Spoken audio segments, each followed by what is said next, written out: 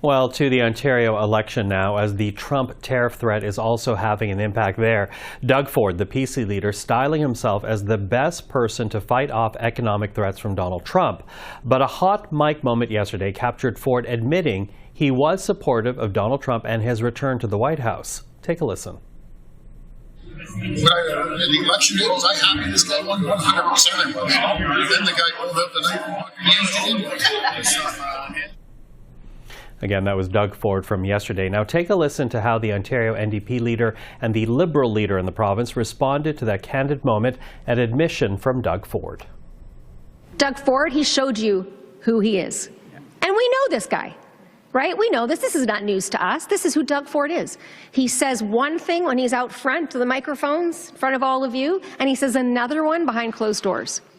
Somehow there was a benefit in it for him if Donald Trump would succeed, even if it meant that it would hurt Ontario and our economy through punitive tariffs. That's the character of this premier. Well, with more on the Ontario campaign, we're now joined by Robert Benzie, Queen's Park Bureau Chief for the Toronto Star, and Sabrina Nanji, political writer and the woman behind the Queen's Park Observer. Hello to both of you. Hi, Michael. Hey, listen, guys, I'm going to get to that hot mic moment in a bit, but we really want to begin with the larger issue here going into this campaign. Because, when it was essentially declared, the PC leader, Doug Ford, was talking about wanting a strong mandate from Ontario voters in order to fight Donald Trump and these threatened tariffs. There's now this 30-day pause, which essentially takes us beyond the Ontario campaign. Has Doug Ford's campaign strategy been upended here? Rob, I'll get you to start us off. Well, it's certainly been undermined a little bit, Michael, because as Mr. Ford said when we were speaking this time last week, he needed a stronger mandate. The threat of tariffs coming last Saturday, which of course didn't happen. We have a month's reprieve. So his whole narrative has been about he can stand up to Donald Trump and these tariffs are imminent and there are going to be hundreds of thousands of lost jobs and we may need to spend billions in stimulus. And with that on pause for now, it kind of removes a little bit of the urgency. Now, his campaign was saying today, look, he still needs, there's still that uncertainty, and it's going to be that way for many, many months. Now, the problem is Mr. Ford already had a strong mandate. He has a majority in the legislature here at Queen's Park. He didn't need to face voters until next year, June 2026. So we've been plunged into this $189 million winter election, the first winter campaign in this province since 1981, because the polls are good for Mr. Ford, and he wanted to have this election now. And not for really any other reason than that. Yeah, and of course it was rumored for months and months even before he pulled the trigger, yeah. Sabrina. So, he finally found a reason in Donald Trump. That reason is now gone. What do you think this does to the Ford campaign?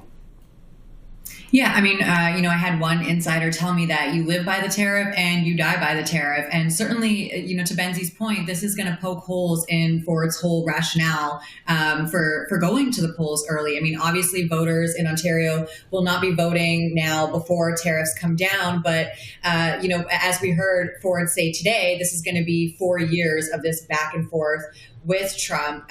He thinks that, the tariffs are still a very real possibility, and he's essentially, just sticking to his guns. Meanwhile, the opposition, his opposition, the Liberals and the NDP and the Greens are saying that this is totally self-serving, that, Ford has left us in the lurch here, and that, this is just an unnecessary election. But here we are in the thick of it. And so it really is up to the Liberals and the NDP now to sort of shift that conversation to Doug Ford's record. Things like healthcare, things like education, stuff that, Ford hasn't been talking about, I think for good reason. He's been trying to keep all the focus on tariffs and the trade war. And really now, I think, if the conversation in the ballot box issue shifts, then I think that that's a vulnerability for Ford and the Conservatives. Okay, well, vulnerability, as you say, and in comes this hot mic moment, Rob, where Doug Ford, and I don't know if it surprises too many people, but he talked about he was in support of Donald Trump over Kamala Harris. He was happy when Trump won, but his attitude changed when this tariff threat came in. But given the fact that he was rooting for Donald Trump, what type of opportunity does that give for both Liberals, NDP, and I'll add the Greens onto that in terms of finding a weakness in the Ford campaign? Well, Bonnie Crombie's Liberals pounced right away, Michael. They had an ad ready to go this morning. It's one of the most read stories on our website, thestar.com today, because there's a lot of interest in this. Remember, this election was all about Doug Ford styling himself as the anti-Trump. He wears the blue hat that says Canada is not for sale, and in opposition to the Make America Great red baseball caps that President Trump wears. Now, the problem now is now that it's emerged that Mr. Ford was a secret Trump cheerleader, and it comes out on a hot mic like that, it undermines a lot of their narrative. And I mean, he struggled to explain it earlier today in Ottawa. I don't think he was very convincing. And I actually I'm a bit surprised that he did want Trump to win, because during the pandemic he complained about Trump cutting off PPE exports to Canada. He complained about Trump doing some other things during the last trade war in 2019. And also, he is friendly with Minnesota Governor Tim Walz, who was Vice President Harris's running mate, and his office was delighted to share pictures of the two of them together here at Queen's Park last summer. So it really is a bit of a head scratcher. And look, Mr. Ford has a huge lead in the public opinion polls. This is unlikely to cost him the election, but it's certainly a setback. Yesterday was for sure the worst day that he's had on the campaign trail so far. Yeah, Sabrina, what do you say? Worst day in the campaign, opportunity for the opposition? What do you think? Yeah, I mean, of course, this was fodder for the NDP and the Liberals. And as Benzie said, they pounced right away. Mart Stiles, NDP leader, said it's really sad that Ford loves Trump, but Trump doesn't even know who Ford is. And yeah, he did have a hard time explaining it. He sort of doubled down today in Ottawa and said, he thought Trump was going to be better than he was, even though he was talking about, tariffs throughout his campaign. And I don't know if it's that surprising. In the past, Ford has called himself a big Republican and voiced his support for Trump. But Benzie's right. That did change, especially during COVID, when we had those steel tariffs. So it really does feel like he shot himself in the foot here. But I don't know if it's going to stick to him. Obviously, it's not a good look right now when, we are in the midst of this trade war, and who knows what's going to come in the next weeks and months, but it has been fodder for the opposition. I don't know if this is going to stick. I don't know if this is going to be a story beyond this week or even these days, because I really think now is the time for Bonnie Crombie and Mart Stiles to really be hammering forward on things that are closer to home, more domestic policy, healthcare, education, cost of living. What we know from the polls is that at least, up until this whole tariff situation exploded in recent days, that U.S. relations and tariffs wasn't even that high on Ontarians' radar.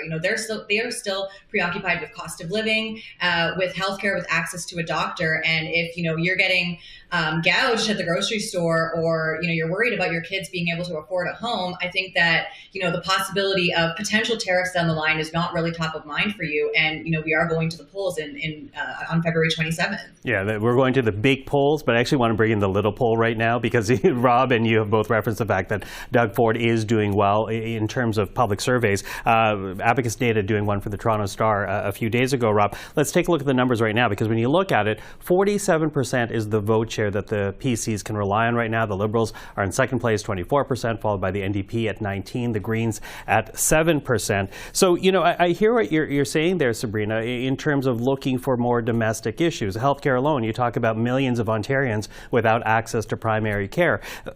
But will those issues really be able to punch through right now? Can the opposition do that when you look at just how substantial of a lead Doug Ford has right now? Yeah, I mean, I think there's a reason why, Ford is leading, especially because in recent days, as soon as this campaign kicked off, it was all to talk about tariffs. And so Ford is able to suck up all the oxygen in the room and nab headlines because, tariffs was the subject of the day. And it is this interesting dynamic because, in his capacity as premier, he was making announcements that have now been, put on pause, like pulling American booze from LCBO shelves, canceling that $100 million deal with Elon Musk's Starlink. That was a quick pivot that they had to do once the tariff situation sort of resolved temporarily. But yeah, there has been, these criticisms are still landing for Ford, because this has just been what the conversation is about. And it has been a struggle for, Bonnie Crombie and Marit Stiles, who are not, technically in power now. And so I think that, with all of this uncertainty, people are looking to Ford in his capacity as premier. So it is this interesting dynamic. And, Ford had to sort of defend wearing both of these hats. He's taking 2 trips to Washington, one just next week. And it's, while he's campaigning to be premier of Ontario. So it is this interesting dynamic, but it's also, playing very well into the for the Conservatives right now. Yeah, and that does go to the numbers, at least right now. Rob, quickly running out of time, but I'll get you, because, a line that's resonating in my head right now when I look at these numbers is a line that you wrote in your own article about this poll. You said, you spoke to a Tory insider who said the only person that can really defeat Doug Ford is Doug Ford. So does this throw him off his game? A little bit, yeah. I mean, I thought he struggled today in Ottawa to answer the question. And the only candidate that they are worried about is Doug Ford. I mean, and they know that. I mean, they know that when he's on his game, he's a very effective communicator and a strong politician, like electioneering. When he's off his game, things go off the rails. And I think that's what happened yesterday in Etobicoke.